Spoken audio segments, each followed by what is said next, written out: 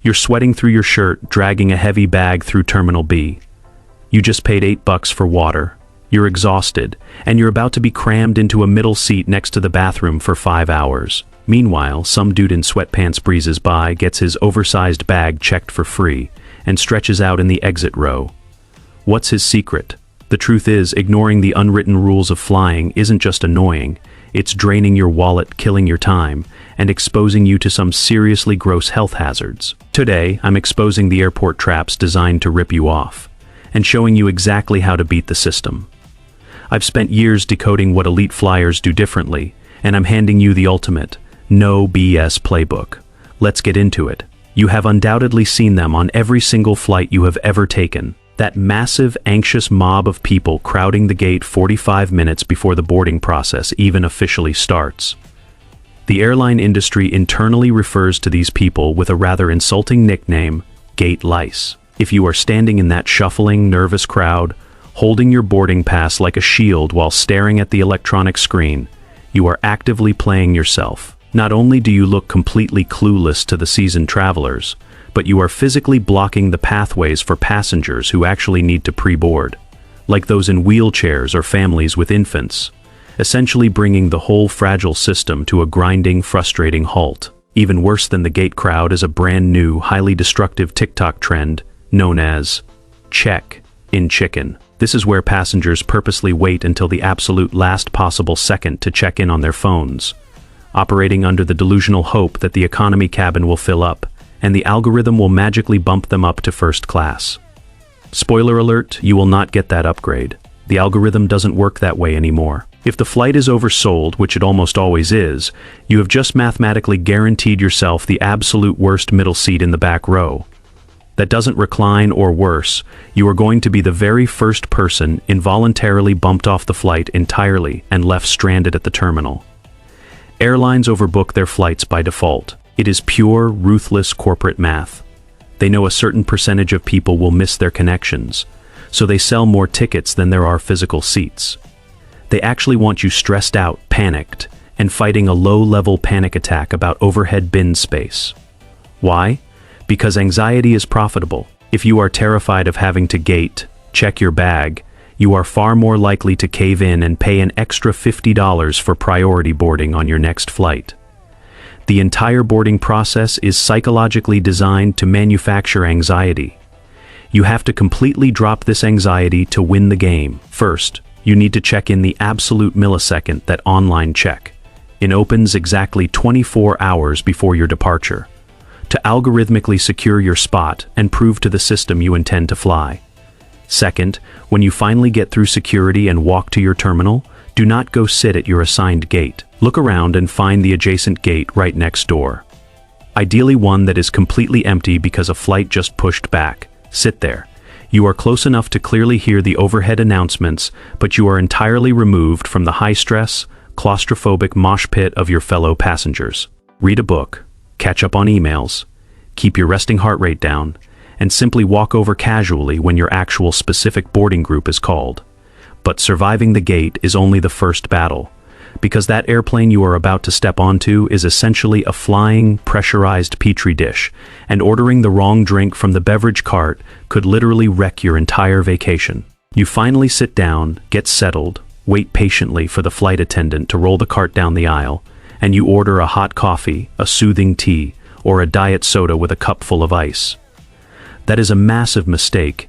You are basically drinking out of a stagnant, bacteria-filled swimming pool. And the second you dig your bare hands into that seatback pocket to grab the in-flight magazine or the safety card, you are touching the exact microscopic spot where the last 3 passengers shoved their dirty, snotty tissues, half-eaten sandwiches, and sticky peanut wrappers. Here is the genuinely nasty reality of the modern airline business. Time on the ground costs these companies millions of dollars. Turnarounds between flights are incredibly unsafely fast.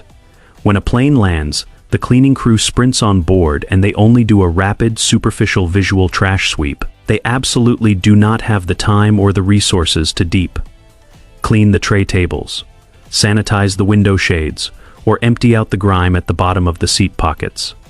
They cross the seat belts so the cabin looks neat and they leave. Even worse, The massive onboard water tanks used to brew that coffee, steep that tea, and freeze that ice are heavily regulated on paper by health authorities. But they are rarely genuinely deep, cleaned in everyday practice. Recent independent laboratory studies testing airplane tap water have consistently found alarming levels of coliform bacteria, and even E. coli. Because of this, you must swear off airplane water forever. Never under any circumstances order coffee, tea, or ice on a commercial flight. Only consume liquids that are poured directly from a factory, sealed bottle or an aluminum can that is opened right in front of you. A better move is to bring your own high-quality, empty reusable water bottle through the TSA checkpoint and fill it up at a filtered hydration station in the terminal completely for free. Furthermore, the absolute very second you sit down in your assigned seat, before you do anything else, take out an antibacterial wipe and vigorously scrub down your tray table, the armrests, the seatbelt buckle, and the window shade. Oh, and treat that fabric seatback pocket right in front of your knees like a level 4 biohazard zone. Do not put your phone in there, do not put your headphones in there, and whatever you do, do not touch the bottom of it. The threats don't just exist on the plane though. The actual airport layout itself isn't designed for your convenience or comfort. It is a highly sophisticated psychological maze built by architects to extract as much cash from your wallet as humanly possible before you take off. You follow the giant, brightly lit signs. You are forced to walk through the winding, zigzagging aisles of duty, free shops, and eventually, you sit down in the big, seemingly comfy leather chairs right near the flashy electronics kiosk. Before you even realize what has happened, your willpower is depleted and you are dropping $40 on a bag of mixed nuts, a magazine you won't read, and a useless memory, foam neck pillow. Or perhaps you get lured in and buy a bargain, oversized bottle of premium duty, free liquor, completely forgetting that you have a layover, only to get it mercilessly confiscated and thrown in the trash by security during your connecting flight, because it blatantly violates the liquid volume rules. Welcome to the dark art of revenue seeding. Airport architects and retail psychologists purposely bolt down the most comfortable chairs and the desperately needed charging outlets right next to high-margin retail stores and overpriced restaurants to constantly tempt you. They want you hungry, bored, and staring at their products. The physically winding pathways you are forced to walk through after security compel you to pass by duty. Free items that actually have heavily inflated base prices compared to your local stores. It's all a deeply calculated manipulation. They know you are stuck in a captive audience mindset, operating in a weird suspension of reality, where spending $14 on a beer at 8 a.m. feels normal, and they exploit it flawlessly. Even the brightly colored currency exchange kiosks are a notorious scam, offering you the absolute worst, most predatory exchange rates legally allowed under the guise of convenience. You have to keep your blinders on and walk through the terminal with purpose. Skip those currency exchange kiosks entirely. Just use a standard legitimate bank ATM when you finally land in your destination city to instantly get the actual fair global exchange rate. If you want to bypass the psychological retail maze entirely, start looking for secret secondary security checkpoints. Many major international hubs are built in sprawling phases, which means they often have hidden, fast-track TSA lanes tucked away behind old ticketing desks or down obscure hallways that nobody ever uses. Do not be afraid to walk up to an airport employee, smile, and ask, "Hey, is there a second security line open somewhere else?" More often than not, they will point you to a ghost town checkpoint where you will save 30 minutes of standing in line and dodge the predatory retail traps completely. Once you are finally in the air, you need to be aware that flights are fundamentally getting bumpier, and if you are one of those people casually ignoring the illuminated seatbelt sign, you are putting yourself in serious, life-altering danger. You know the exact moment. The second the fasten seatbelt sign goes dark with a ding, you unbuckle, stretch out your legs, and relax. But suddenly, without a single second of warning, the plane violently drops 500 feet in the air. People hit the ceiling. A 200-pound metal beverage cart goes flying down the aisle like a battering ram. You are bruised, the cabin is panicking, and your expensive laptop is smashed on the floor. Or, on a less dramatic but equally miserable note, if you are prone to motion sickness, You simply guessed your seat location when booking, guessed wrong. And now you are loudly throwing up into a tiny wax-lined bag for 3 agonizing hours. The reality is that global climate change is aggressively altering atmospheric currents. The FAA and major aviation meteorologists are consistently reporting that severe clear air turbulences, which is the terrifying, invisible kind of turbulence that pilots literally cannot see on their weather radar because there is no moisture to reflect the signal, has jumped by a staggering 55% over the North Atlantic in recent decades. It strikes without warning out of a perfectly blue sky. The flight crew actually gets injured the most during these events because they are standing up and working when the floor suddenly drops out from under them. You need to play the actual physics of the airplane to your advantage to stay safe and comfortable. If you get even slightly motion sick, do not book a seat in the very back of the plane where the tail whips around like the end of a snake. Book a window seat directly over the massive wings. This specific area is the airplane's mechanical center of gravity. It acts exactly like a pivot point on a seesaw and guarantees you the smoothest possible ride, no matter what the weather is doing. If things get bumpy, look straight out the window at the distant, unmoving horizon to instantly reset your brain's inner ear balance.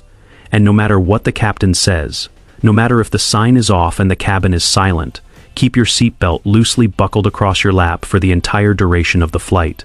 If the plane hits an invisible air pocket, that flimsy strap is the only thing keeping you anchored to your seat instead of colliding with the overhead bins. Speaking of the physical aircraft, commercial jets are absolutely packed to the brim with secret hardware and hidden mechanisms specifically designed to make life easier for the flight crew, but smart, observant passengers can use them too. Imagine you get stuck in an aisle seat, and you feel like you are trapped in a tight straitjacket because the outer armrest stubbornly refuses to budge.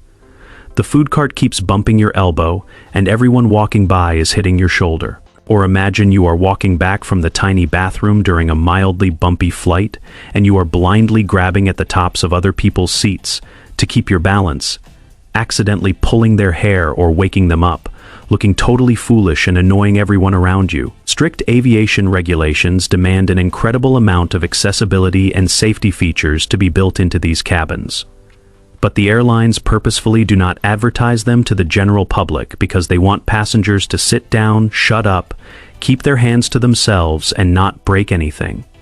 It is time to unlock the physical plane. If you are in the aisle, run your finger right under the hinge of your outer armrest, close to where it meets the seat back.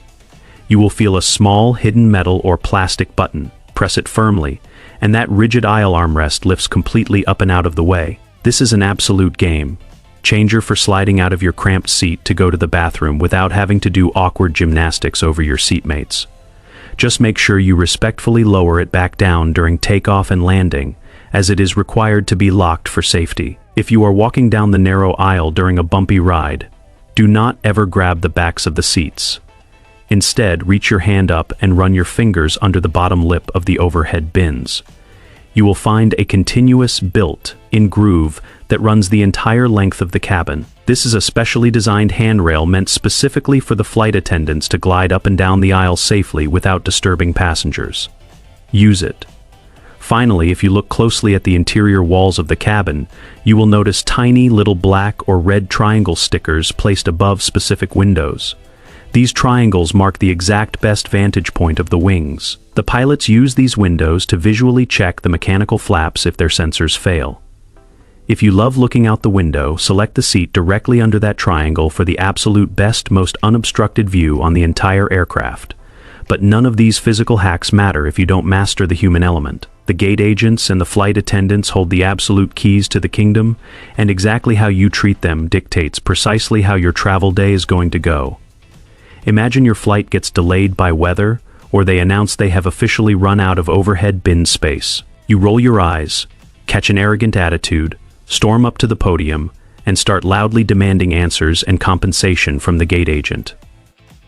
Congratulations, you have just bought yourself a one-way, non-refundable ticket to absolute misery. These employees are human beings with immense power. If you cross them, they will literally enforce every single obscure rule in the fine print of the contract of carriage. They will happily charge you the maximum penalty fee for a gate, check bag, and they will go out of their way to manually make sure you sit right next to the loudest, most inconsolable baby on the entire manifest. You have to understand the context of their jobs.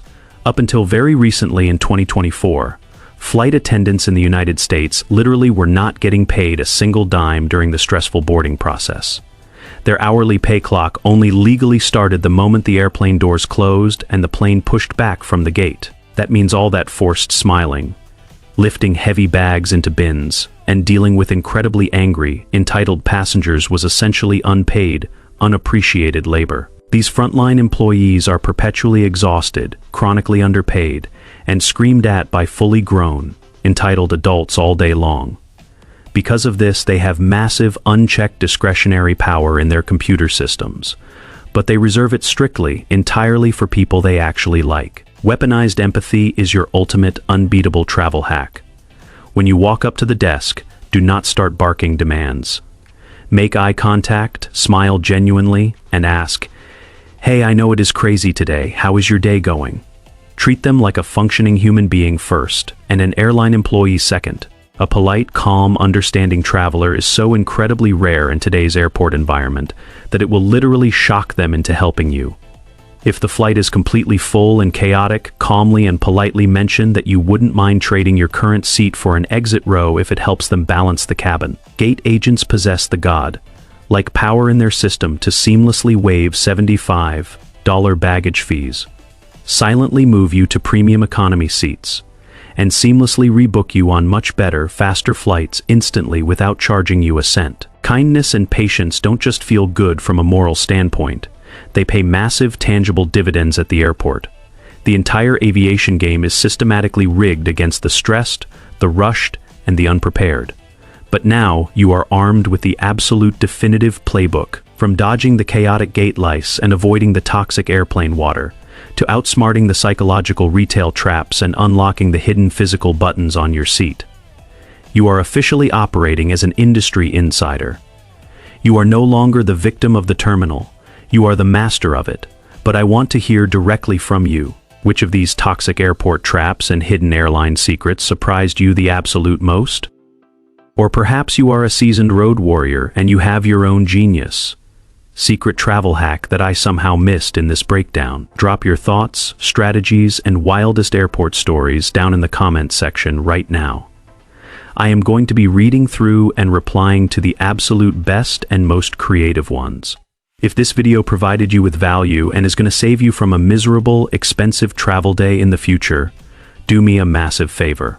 Physically smash that like button, subscribe to the channel to join the community, and hit that notification bell so you never ever miss out on the deep dive strategies that actually matter for your life. Watch the next video that is popping up on your screen right now to keep upgrading your travel game. Your next great adventure is just beginning. Stay smart, stay safe out there, and I will see you in the next one.